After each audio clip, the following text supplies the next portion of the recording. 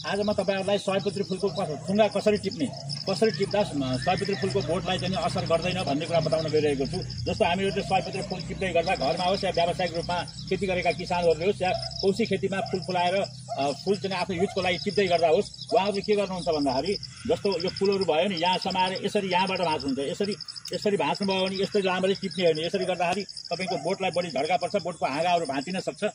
त्यस कारणले फुललाई कसरी टिप्ने भन्दा जस्तो हामीहरूले फुल टिपेर चाहिँ अलि पातलो भइसकेको अवस्था छ।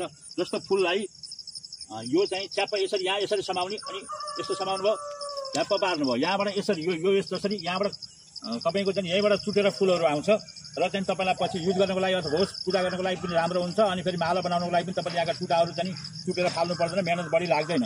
त्यसरी चाहिँ हामीहरूले फुल टिप्दाखेरि च्याप्प यसरी थुङ्गा समायो, यसरी यहाँ समाउनु देख्नुभएको छ, थुङ्गा यसरी समायो अनि यसरी गरेर आयो, कति राम्ररी चाहिँ फुलहरू आउँछ।